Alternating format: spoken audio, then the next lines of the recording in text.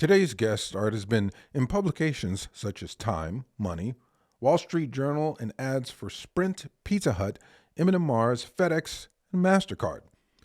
He's illustrated about 30 children's books for Random House, Simon Schuster, Scholastic, Penguin, Klutz, and Albert Whitman. He also co-owns svslearn.com, which provides online illustration classes for children's book illustrators, selling in over 80 countries. Please welcome to Inside Art Head, the artist, Will Terry. Greetings, everyone, and thanks for joining the Inside Art Head podcast. It's here we'll explore the inspiration, motivation, process, and fulfillment of creating art. I'm your host, Roni Zulu, bringing you inspirational stories from artists around the world.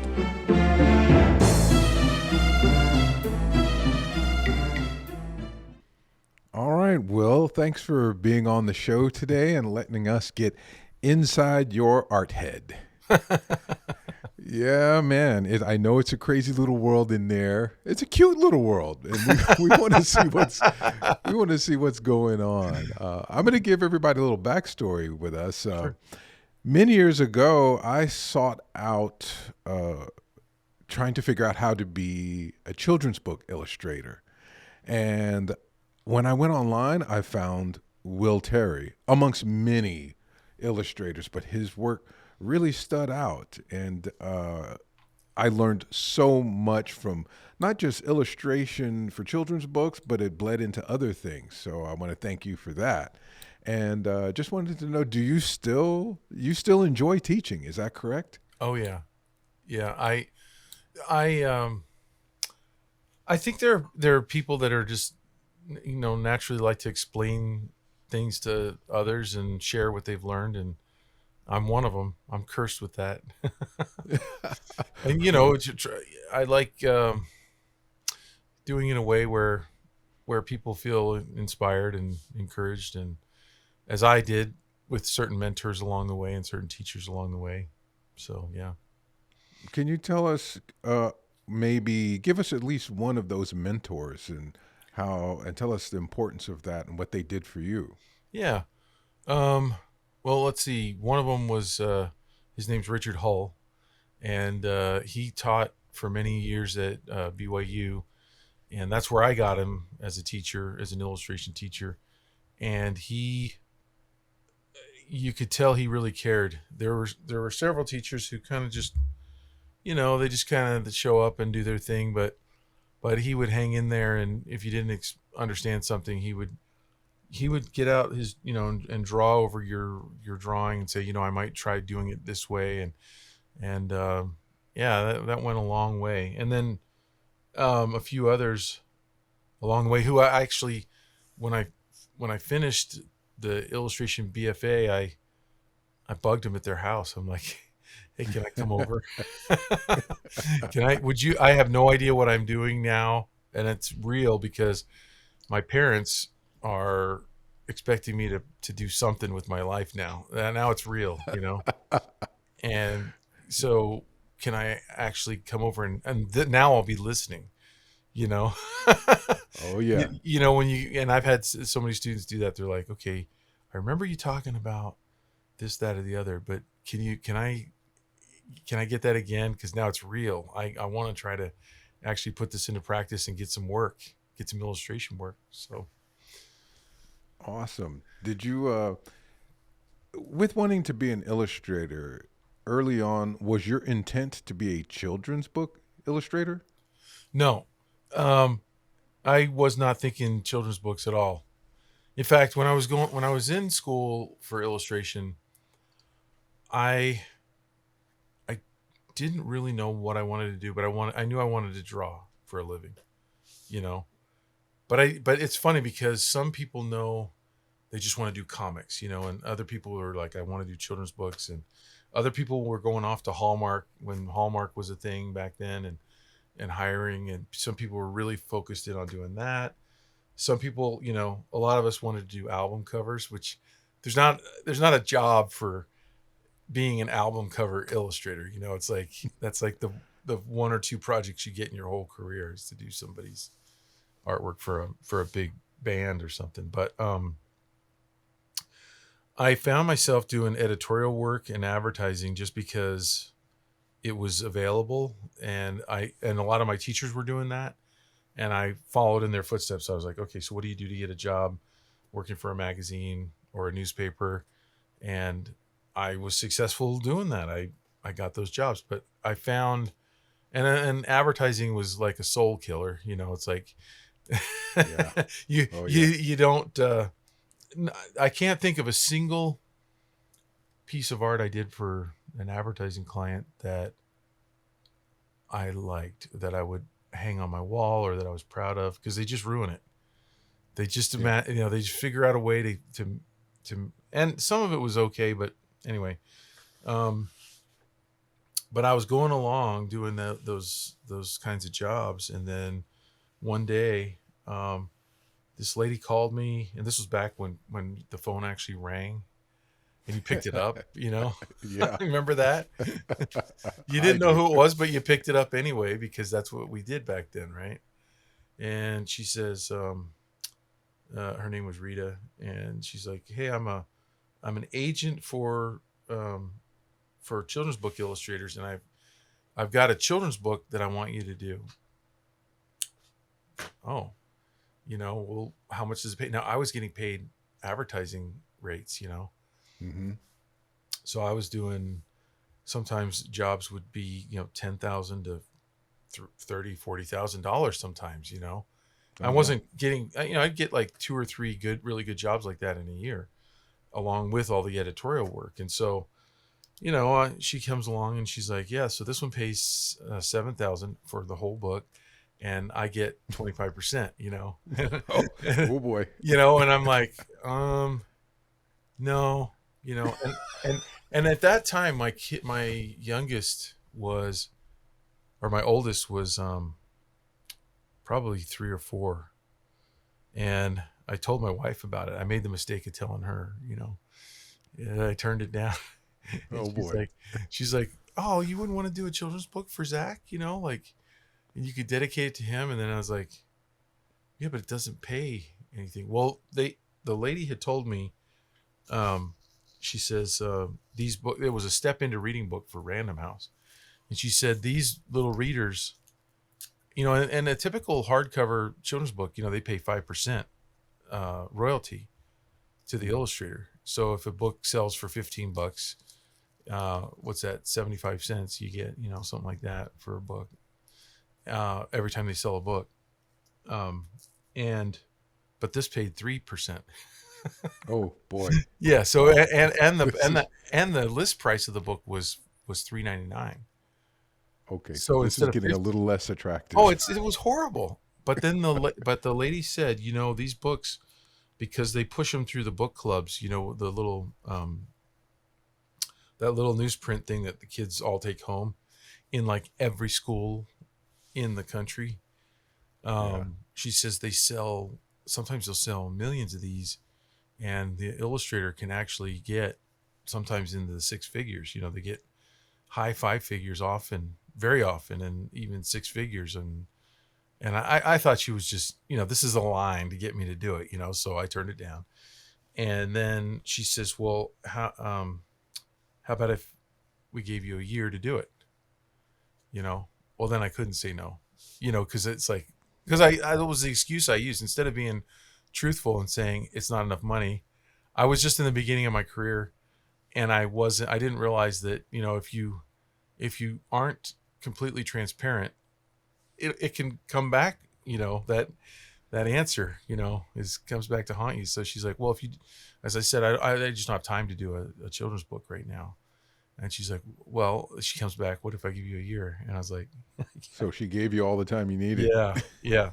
So ironically, I did it. And to date, that book has made more money than any other book I've done for What's me. the name of that book? It's called Pizza Pat. Pizza Pat. Yeah, it's Pizza Pat, and it's just a fun little learning how to read book, And this guy makes a pizza, and the mice carry the pizza away, steal his pizza. And it's dumb, but it's fun. It was fun, and they sold millions of copies, so it's done really, really well. Yeah, that's awesome. Yeah. So, growing up, what was one of your favorite children's books, and one that maybe subconsciously somehow stuck in you and may have pushed you to jump into this children's book thing? Yeah. Can I grab a book really quick Yeah, to get a show you? book. Okay, let me just grab this really quick.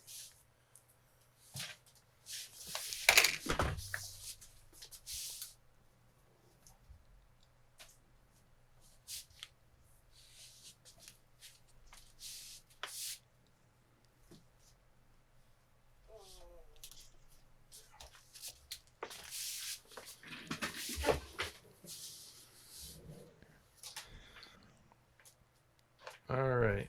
Sorry about that. Let me. Oh, this is no problem because this is all. We're Um. not live. We're not Oh, okay. live. This is going to be Oh, you edited, can and cut then it. Great. yeah. That's right. You So said that in the email. yeah, I let everybody know that so they know when times like this happens, they don't have to get stressed. Okay. Well, this is going to sound cliche, but I mean, Marie Sendak's "Where the Wild Things Are" just hugely influential. Seeing Yeah. that growing up. But there's a book, and I don't have the actual book close by. I think it's upstairs. But it's P.D. Eastman's "Go Dog Go." Do you remember that book? Okay. Oh Did you? wow, I almost forgot it. I I don't think I've read it since I was a little kid. Yeah, and it's an old one, but it's been around forever. But that book, for some reason, there was a scene in the back, and this goes in anytime I visit a school. In fact, I visited a school last week, and this goes in it's in my presentation where I was today they call it a reluctant reader. I just hated reading when I Yeah. was a kid. Yeah. and and I would stare at the pictures in that book, and they're not. When I look at it today, they're not amazing pictures. But to me, at that time, I don't know why the art just spoke to me, and I just imagined being one of those dogs Hmm. playing in the treetops. They have the final scene is all these dogs having a party in the trees at the end. Yeah. And I would just daydream looking at that picture. And that actually was so influential that it made it into, I actually used it as inspiration for my Bonaparte Falls Apart. I only have the soft cover right now. I couldn't find the hard cover right here. What we did was we had a school visit last week and we sold a whole bunch of books. So I have to reorder. So I'm completely out of the hardcovers. But anyway, this is a soft cover version. And Awesome. it's the story is about a um a skeleton whose bones fall apart. There's Uh huh. his hands falling off right there. And his friends all try to figure out how to help him with his problem. But the final end scene, and it's allergy time out here right now. Oh, here too in Texas. Oh, is that where you are? Yeah. What city are you in? Austin. Austin. Yeah. That's a good live music city, isn't it? Very good live music. You Yeah. can go out every night and see something. Yeah.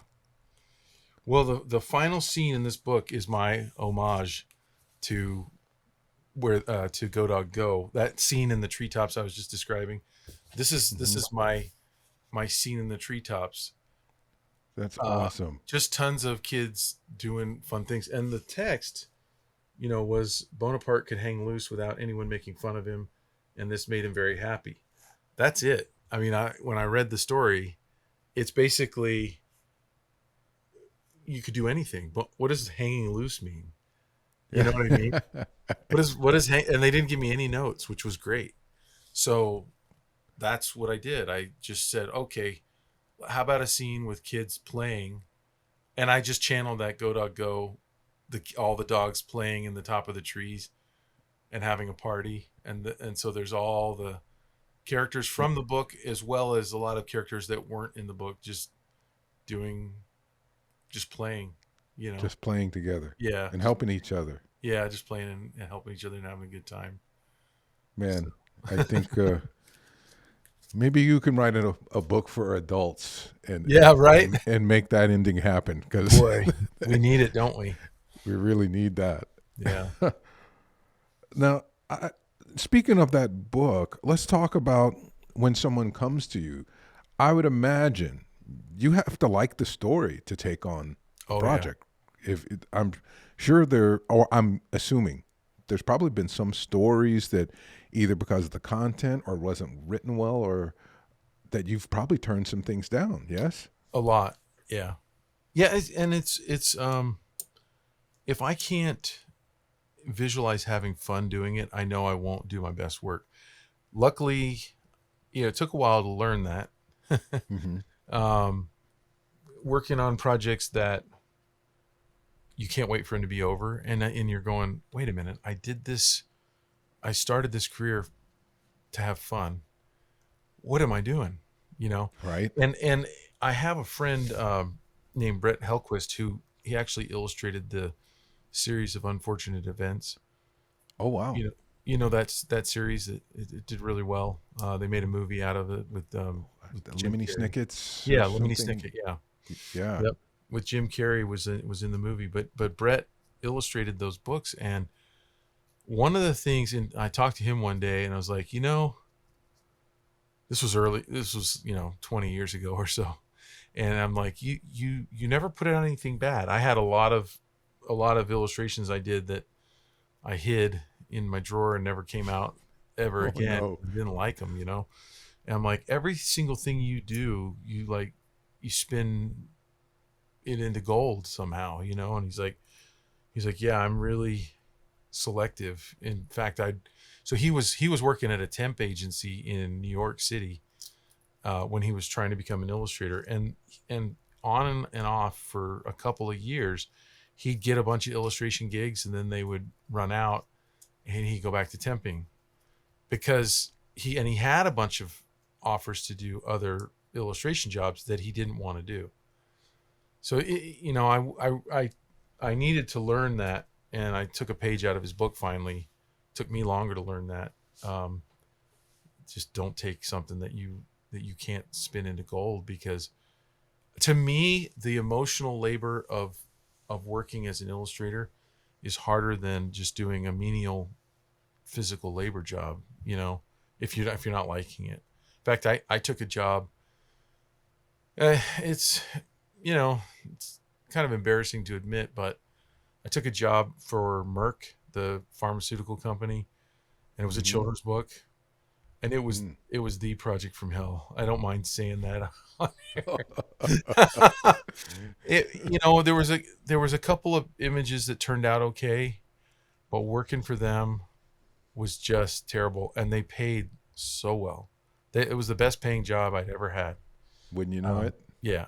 And they even said that, like towards the end, we were almost done. And I'm like, it's a long story, but there was too many cooks, too many chiefs trying to change the art. And I didn't know what they wanted. And I wasn't satisfying what they wanted, but some of them were happy, but some of them weren't. And I was ready to throw in the towel. I was so frustrated.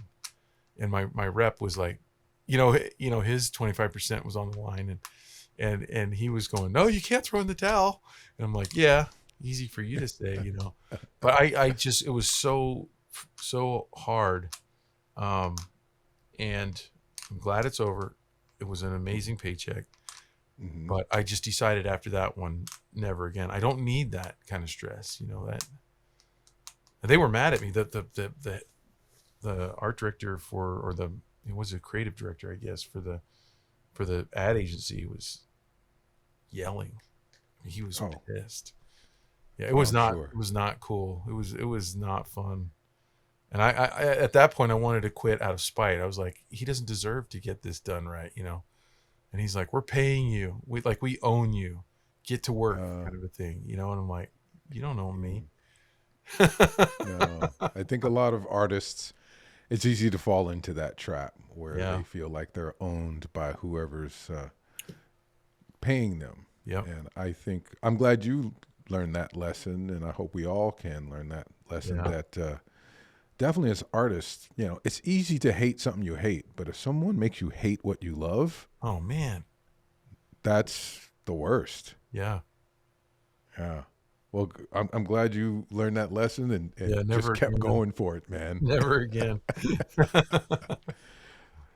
Now, well, I'm assuming just like most of us artists, you probably started with, pencil and paper, like Yeah. most artists do. But from what I'm noticing with your children's books and a lot of illustrations, you've moved and adopted the use of digital hmm work, and I know you work digitally. What brought that about to move to digital?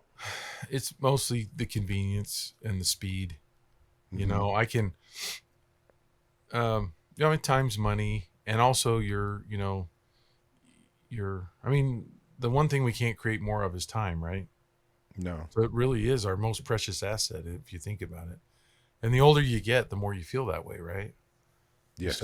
start counting down the years, and you're like, I have I have enough time for this, or I have enough time for that. But um, so what I would do is I'd take a sketchbook, I'd draw some stuff, and I would be working on a project, and I would I would get some things that I really liked, and at that point, I would have to scan it and put it in the computer to move it to where I wanted to then draw more on top of it, or fix it, or move it into position, or whatever.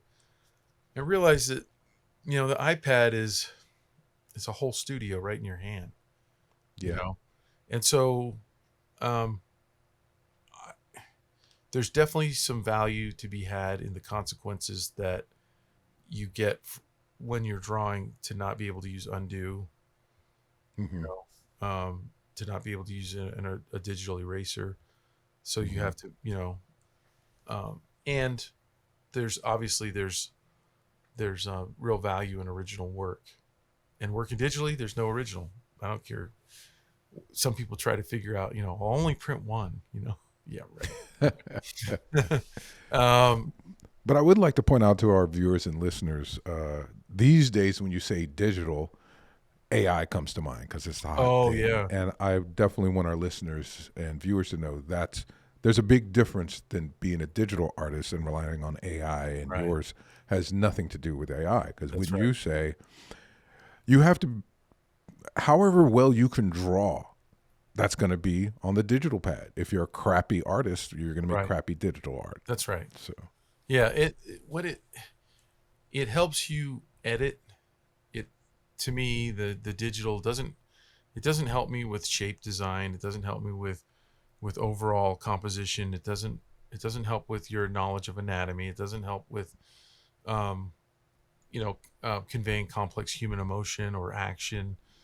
Um, but it does allow you to move, for me, into the finished stage. Like for instance, so when I was working traditionally, I'd draw in my sketchbook. I'd get something I like. I would I would scan it on my scanner, bring it into Photoshop, lighten it up, okay, and then print it out on paper, and then draw on that with a pencil, and then get closer to what I wanted, scan it, wow. Photoshop, lighten it up, draw on that again, and that process in and out of the computer would help me to finally come up with a drawing, a composition that I could then go in. Now, the traditional way of doing that before that was just tracing paper. So you'd have, when I was going to school, we'd all have tons of tracing paper, and we would draw our drawing. We'd trace over the parts that we really liked, and then we would add to it, trace over that, and refine and Mm-hmm. refine and refine. I don't feel like that process is any different using the iPad, because I just throw layers over, lighten it, draw on top of it, refine it, get it to where Mm-hmm. I want it to be to start painting on it. AI is a whole other conversation, though, right? Yeah, that's something totally different, and that's why I wanted our viewers to know. This is my own opinion that the man I'm talking to right now is a true artist and has nothing to do with AI. But we won't go down that rabbit hole just yet. Okay. But One thing that I do want to talk about that attracted me to your work is your style, because Mm. I've seen so many children's books because I'm still a big goofy kid. Uh-huh. And I'm the type, whenever I go to the dentist or anything, other people are picking up golf magazines Uh-huh. and modern science. I'm reading the kids' books Uh-huh. while I'm sitting in the lobby. And so I've seen a ton of them. And what stood out about your illustrations is they're so three dimensional. Uh-huh. I'd say 95% of the children's books out there, illustrations, even the good ones, they're kind of flat. Mm-hmm. They're almost like clip art. Mm-hmm. But your stuff is it's like a painting, and your use of light sources, and it just looks mystical and like another world. Your stuff almost looks like I'm dreaming it. Oh, And was that intentional? Did you decide I'm going to make this dreamlike world style, or did it one of those things that just kind of happened from your hand? I think it's just the stuff that I liked, because those are the kinds of artists that I was looking at. I was looking at like a illustrator named Steve Johnson. His stuff was very. I mean, I think his stuff. I think my stuff looks a lot like his, and same with Mary Grand Prix, who illustrated the Harry Potter covers, the Mm. first generation. They're now on. I think they're on second or third generation now. But yeah, the Harry Potter books that we first saw. Um, and I like Gary Kelly's work and just a bunch of artists that had a three dimensional. Yeah, I just have always loved the light and shadow, and I also really like a lot of the flat stuff if it's designed really well. Yes. Some of it's really nice, but yeah, that's kind of where I've gravitated, and and I've tried to force myself to over the years to like, what if I tried a different style? No, I just like I think in more in shape in three dimensions. And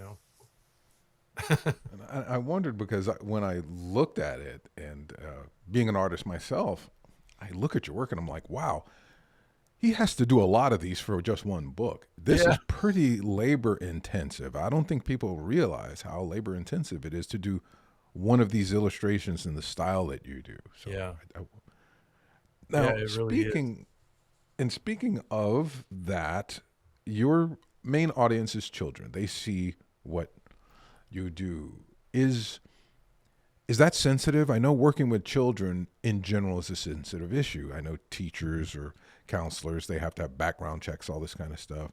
Are there certain parameters that you have to either consciously or subconsciously keep in your head because you're like, I'm drawing for children. Hmm. So what kind of, I wouldn't say box do I stay in, but what am I doing here to Hmm. make sure that kids get this and that it's either not over their head or too crazy, too whatever. What Right. goes on in your head, or does it just come out naturally? That's a really good question. I've thought about that a few times. I mean, I like working on books that teach a good moral. Not Mm-hmm. They didn't set out to teach a good moral. They set out to tell a good story. But Yeah. inadvertently, there are good lessons that are disseminated. I also feel like we don't explore uh, areas that I think would be children appropriate, Yeah. but that we don't because I feel like the gatekeepers in the publishing world are primarily female, Mm-hmm. and I feel like their sensibility is different. Like for instance, I think my theory is that kids like to be scared. They like to be frightened a little bit, or Oh yeah. they don't want There's to be terrified. But I think that like there's a line that you could play with that's a little scary that is intriguing because kids, when you see a kid in a store and they're hiding behind their parent's leg and they keep peeking out to see you again. And then you make uh-huh. a face at them and then they hide again. And they don't know who you are and they are a little bit scared of you because you're a Mm-hmm. stranger, you know and but yet they keep coming back. And I think that in children's books we could have like I wrote this story one time where these penguins are, being chased by this seal, right? And the seal's trying to get him. He's really trying to get him to eat him. It's kind of like that poem, that the monkey and croc thing, where the Oh monkeys yeah. are dangling down, teasing the crocodile, and snap, and we did that with our kids. We told that one, and snap. There's Hmm. only three more monkeys. There was four, now there's three. And Yeah. kids get that. And for some reason, I'm like, why can't we do this in a poem? And kids love it. But Hmm. if you try to pitch something like that in the publishing world, oh, that's way too scary. We can't do that. I'm like, who says? you know? Exactly. I mean, kids love haunted houses and Yeah. Halloween and all of that kind of stuff. Yeah. So I don't know. yeah, I think maybe a little bit too much coddling and let kids experience emotions. Do you think that if they experience that little tingle of fear, it probably helps them deal with it down the road when I it's think real? so. Yeah, I think so. I think that, I mean, I don't want to, like I said, I don't want to terrify a child, but I want them Hmm. to maybe get exposed to, through another character, what danger looks like, Hmm. What being and uncomfortable is. yeah, yeah. Okay. So, I think that's great because I've noticed that you do have a talent to create scary monsters without them being terrifying. They're not hmm going to give you nightmares. I like your monsters because they actually, it's interesting because even though they're a monster, they look like somebody I want to hang out with. so, so it's like I'm really conflicted. So, yeah. Well, it's like that Pixar, Monsters Inc. thing. It's like, are these monsters good or bad? And mhm. in animation, they do get to play with those kinds of ideas, right? But Yeah, they not get in a children's books. longer storyline and they can, get in depth and show things Mhm. moving and stuff. But Mhm. I agree with you. I would like to see more of that in children's books. I think it would be a service. Um, you write as well as illustrate. Is that true?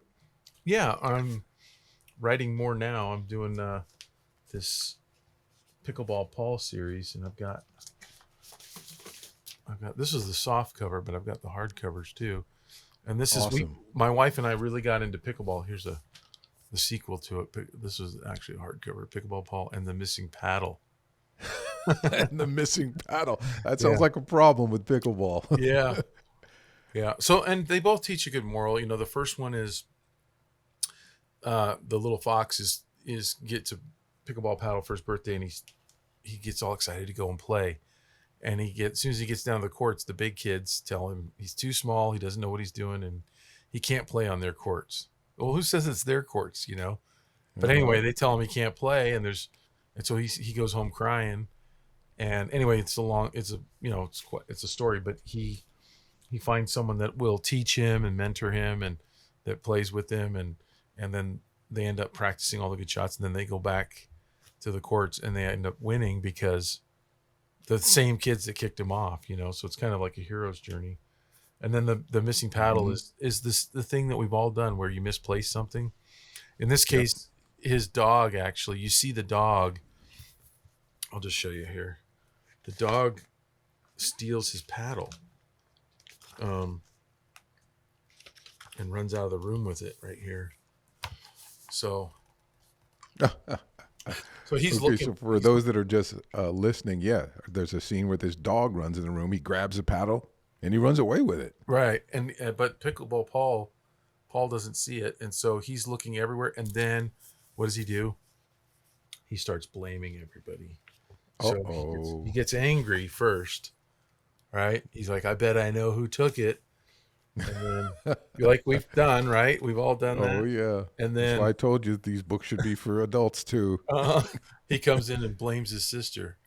I know you took my Oh. paddle. It gets her crying, and then he blames all of his friends, and then his other friend says, "Well, uh, there's a history with the dog stealing stuff, and so she says, remember your dog takes stuff." So they go look in the doghouse, and there it is. So he has to go apologize. So really, it's a story that Mm. we can all relate to because we've all misplaced something and thought someone must have taken this. Mm-hmm. And you get angry and frustrated, and sometimes you accuse people. And so he makes some sincere apologies. And so, yeah, it's a good That's awesome. pickleball is the background, the backdrop of those stories, but it's more, can we relate to the story? I So think some of my adult friends are going to be confused this Christmas when I give them some of your books and they don't have children. Oh man. Let's go back. Let's back up a little bit again because I want to hit those guys out there and girls that they just got in art school or just getting out of art school. We're talking the starving artist stage. You've been there. Mhm. Any advice for those? I know that's a big umbrella question. Any advice? Mhm. But yeah, you're just starting on this road. Any advice at all? I don't care from what angle. What would you tell Yeah. someone if I was a young kid and I got to meet Will Terry? Read all of his books, and I said, "Hey, Will, I know this is kind of big, but can you give a guy some advice? I'm just starting Yep. out here." I can. I actually think I have the thing that all these guys need to hear. And the thing is, a lot of them won't understand what I'm going to say until later on. They might not realize it until later. In fact, this advice is not mine. It was given to me by Milton Glaser, who, do you know who Milton Glaser is? Have you ever heard of that name before? I'm not sure. He was a famous graphic designer who did the Bob Dylan cover with and Oh, he came up with I Heart New York, which became I Heart Everything.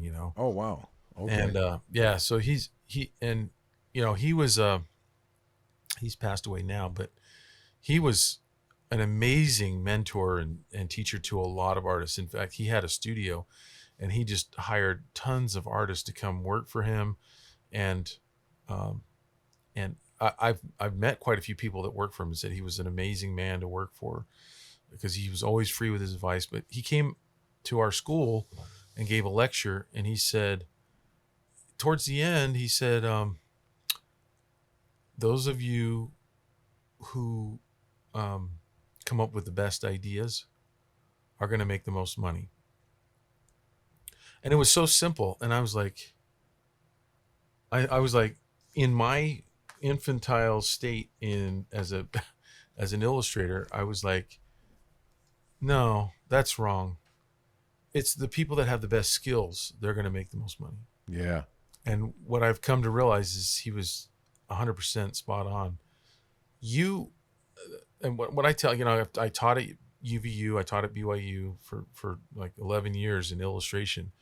And one of the things I would try to instill in my students is you're in school for, because I had some students that were going to go into photography and some were going to go into graphic design and illustration and industrial design and interior design. And I'm like, whatever the thing is you're going into, it's all the same. It's all art, right? It's all creative. And you're focusing in on being good at this one thing over here or that one thing or this. But there's already, tens, if not hundreds of thousands of people that have gone before you that are already really good at those things. Hmm. So to compete with them is possible on those levels in their craft, but don't think of yourself as only a craftsman. You know, you're also a creative. You can create anything.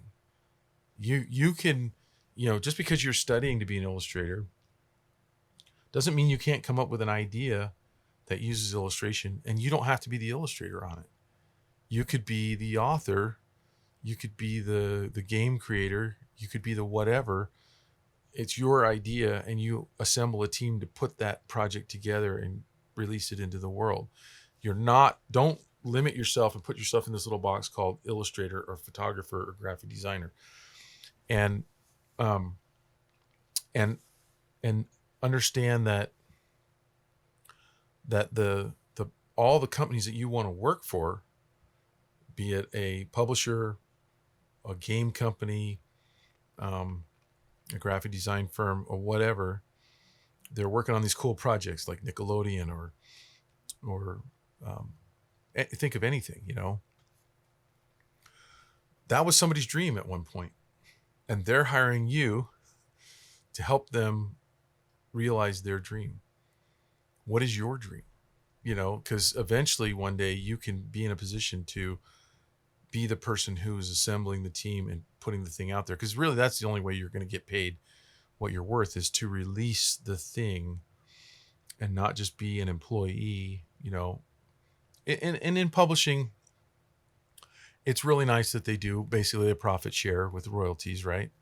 And there have been quite a few artists, both authors and illustrators, who have done well financially by getting a piece of that pie, and that's a great thing. Um, but you can also, the tools are there now to publish your own thing. I mean, like, at more than any other time in the world, you can make the thing that you're dreaming of working on. It's hard. It can be expensive, but there's ways to crowd fund money through crowdfunding sites and stuff. So really, you're only limited by your ideas, and by your motivation. But especially like now, we mentioned we were going to talk about AI, but even more so now, this is true because people are going to be using AI. And why compete just on craftsmanship alone when you can, the AI isn't going to come up with the same ideas that you come up with for a product. So that's where I think we have an advantage, is to, again, those who come up with the best ideas are going to make the money. I think that's damn good advice. It's easy for artists because I know I did in my early days. I was exactly that naive person that you talked about. All I thought was about my own personal talent, what I could do with my Uh-huh. hand, and I didn't think about what I could do with my mind. So Yeah. that's. I wish I would have known you back then, and you could have said that to me. Well, what's funny is it took me the first 20 years. I mean, I identified, if you ask me, what are you? I'm an illustrator. I identified as an illustrator for 20 years. Then I started to write my own books and publish them to Amazon, straight to Amazon, or I created a learning site, my teaching site, SVS Learn. And it's like, no one gave me permission to do that. Mm. Launched my Littles book, my What They Don't Teach in Art School book, and all these other projects that have done really well. And I'm like, man, I wish I would have thought of myself as a creator or an inventor rather than just an illustrator. And, that one little box is so limiting. Yeah. Can you give us just a quick little look at, let's say I am a young budding illustrator and I want to get in on your SCS. How does that work? What's the general curriculum? How does your teaching program work? Yeah. So the uh, myself and Jake Parker and Lee White, we started svslearn.com, and our goal was, we all three of us were gonna, at one point, we're gonna teach full time. I chose not to because I felt like it would, once you enter that system, it's hard to get back out again. And I Mm. really loved my freedom, and I hate meetings. So it was more the meetings that scared me more than anything. They wanted me to go full time. I was getting ready to go into a master's program, and I just decided I don't want to do that. I don't want to. I want to keep my options open. And so, but the same with the other two guys. And um, so what we did was we said, well, it's expensive to go to school for all the accreditation and for all the red tape and the diplomas and just all that stuff is Mm-hmm. expensive. And what if we taught the same curriculum, but it was unaccredited? And what if, and the thing that bugged me more than anything was, some days you show up to school and you're just on fire. You give a lecture and you just feel like you nailed it. And the students are like, man, that was so helpful. Like, I really love your class and blah blah blah, and but it evaporates. It's just gone. What you Mm. did is gone, and you're going to give that same lecture again the following year, and the year after that, and the year after. So we were like, what if we do even better? We really organize our lessons, because the other thing is in school, um, there's no in the art department especially, no one above you really checks in on what you're doing. They Of course hire not. you and turn you loose, right? And so that's why the students are like, don't take this class from this person, wait and get it from this other guy or this other gal, you know. 'Cause they know. Yeah. And um and sometimes there isn't someone good teaching it, and they're like, and they've transferred from another school, and they're like, I really didn't learn a thing in 2D design or 3D design or something, what should I do now? And so we were like, we could design these lectures and have chapters and and visuals, and really come up with a good lesson for each thing along the way. And we record it once, and it's good for a long time, for many years, if not, some things could be good for a decade or two. So um we decided to do this thing and see where it went. And so we recorded these classes. It's really, our business model is like Netflix. The price to get the subscription is like $30 a month. So it's like, compared to school, Oh my gosh. it's so cheap. But yet we have a lot of different teachers, and we've hired some of the best, and we've hired teachers from all over the world, even, that we feel are like, would be really good for something. Well, you can't get them in your local school, but you can get them in ours, and there's a lot of other options like us too that are really, really good online. Schoolism's got some great classes. Um, but that's what we do. We just offer them. And then we have a few premium classes. Children's Book Pro, which is, it's a 10-week course. Again, all the videos are laid down, but we meet with the students once a week to answer questions and to go over their homework and stuff. And so that one That's is, great. yeah, that one's done really, really well. We've had a lot of people where I taught a children's book class at UVU in Utah, and I didn't scratch the surface of what we have in our version. And the reason is, it took us 5 months to make this class. It, like, again, when you show up at school, what you do as a teacher is, if you're a children's book illustrator, you're like, I can answer any question they can throw at me. And that's valuable, right? Because they're there, you're there. If they think of it, they'll ask it. Well, what about the questions they never think to ask? They never get asked, they never get answered. The other students don't get to hear it. But in this class, we made an extensive outline, and we tried to cover everything we could possibly think of. And there have been a few questions that students have asked as we've been running this class that we didn't have in the class. So we go back and make a video, add it to the class, So yeah, we just feel like there's certainly some advantages to going to a brick and mortar school. And we have talked extensively on our podcast about that very question. Like, is one better than the other?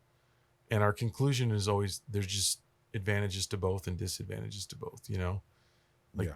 like some people really need to be basically forced, because you're going to get a grade in a brick and mortar school, and there's a time limit, and you've got to get your project done.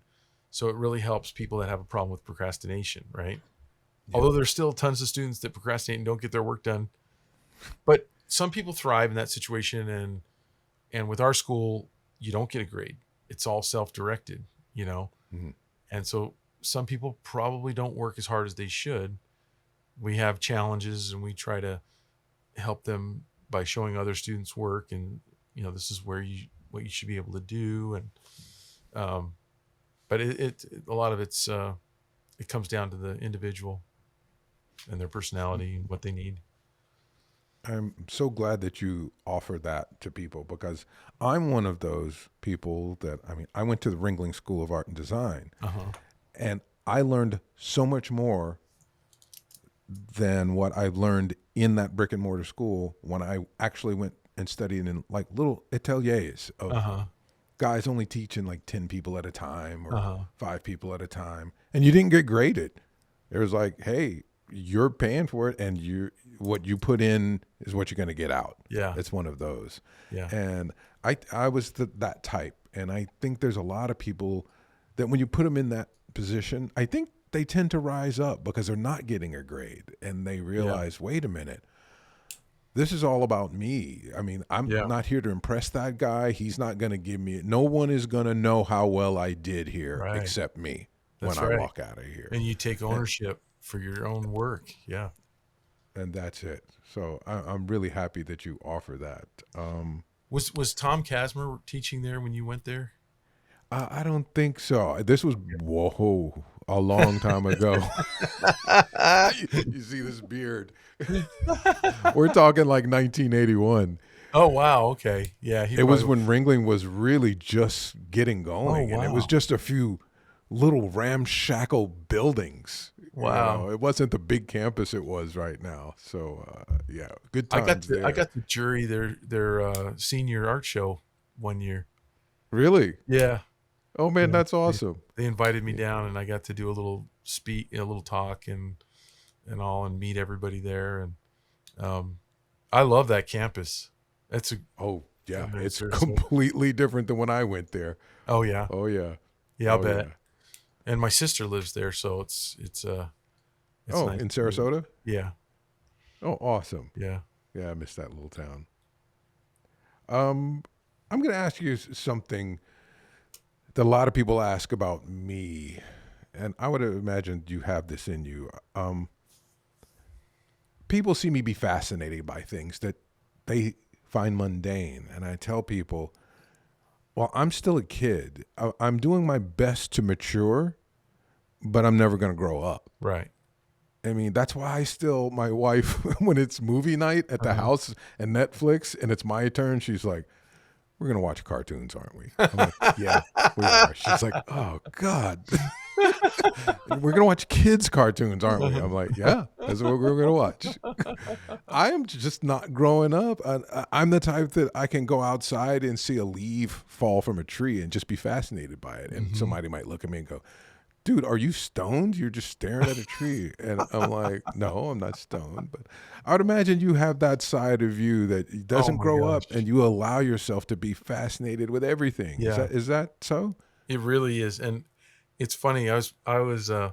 If you ask my wife, she would be shaking her head right now. She'd be like, "He's a lost cause. He just won't grow up." Like, I pretend like if I'm on a podcast with someone like you, I'm like, yes, I'm Uh-huh. pretending, but behind the scenes, like I'm Mr. Movie Line quoting inappropriate, like whatever, like just like for every occasion there's a good movie line, right? And like this morning we're playing pickleball and this guy missed a shot. He's a good friend of mine, and it was just so funny how he missed it, and I could not stop laughing. And the other guys are looking at me. We're playing doubles. Everyone's looking at me like, "What's your problem?" I lost. I could not stop laughing. That's awesome. But that's like, I mean, you've met people that have no sense of humor, and I think, Yeah. what keeps you going? I'm thinking you're going to spontaneously combust if you don't let that stuff out. Man, yeah, it's you Yeah, gotta how do you even laugh, deal with the world without a sense of humor? right? Yeah, yeah, Or being afraid to look silly. yeah, Or because I used to be that way. I used yeah, to think men didn't cry, and yeah. I'd sit in a movie theater and it's a tearjerker, and everybody's crying, and I'm holding it back, and I really Right, want to right, cry. right, right, I was right. like, why are you doing that? Let it go. So That's just right. it's so being like kids, you Yeah. got to keep that kid alive in you. I think Y- it keeps you healthy. The movie that gets me, by the way, every time, Driving Miss Daisy. Oh I God, told I I told my can't. wife because we've only been married for a little over 4 years, and I said, and she wanted to watch that one and put it in. I'm like, I'm gonna lose it. And she's like, yeah, right. And I'm like, yeah, Morgan Freeman, man. Oh Oh, yeah, yeah. His delivery on anything is amazing. his But in that humility, movie, his yeah, humility in that movie. Oh, yeah, yeah. yeah. You got to love that. So, well, I believe that everybody has a mission, whether they know it or not. They might not be able to put it in words, but they live it. Mhm. Can you put your mission into words just a little bit? I've never really thought about it that way, but basically I have. I haven't thought about like putting into words concisely, but I'll do my best. And it would be um to bring light to the world through my art and to inspire people to do good, um and to help them with their art, with whatever that is. So I get a lot of requests from students because I put myself out there on YouTube, and Facebook, and as a mentor and a teacher, and in the you know I get a lot of students asking me questions like some of the ones you've asked, about like what should I do as a student, and I take it very seriously. I've I've had teachers in the past give very flippant answers, and Hmm. all, to where I've almost changed my course direction if I would have listened to them, because they were too tired or they couldn't be bothered at the time, and so they gave a negative answer that, if I would have listened to them, it would have changed my whole life.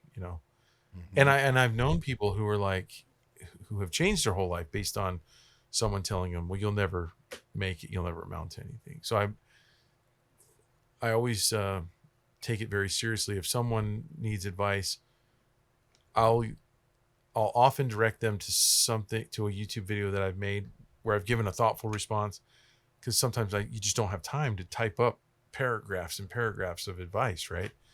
Um, but I really try not to give flippant answers when it's dealing with important advice to other people and stuff. So Well, I'm glad you're living your mission, and I do think you're adding light to the world through your art. And could you tell our viewers and listeners where can we find you online? so my website is just willterry.com, and then I have an Instagram that I don't update as much as I should, like a lot of us, right? Yeah. uh, and that's at Will Terry Art. And then there's a link to my school, SBS Learn, from my willterry.com site. Facebook, I'm just Will Terry there, and I think that's about it. Yeah. Well, So Will, thank you so much for being on the show today, giving us so many wonderful insights into your world and some pretty darn good advice. Really appreciate it. hey, thanks a lot for having me. And, well, it's been a pleasure. And to our viewers and listeners, if you've enjoyed this episode with Will Terry, please check out some of the other episodes. And until the next time, be well.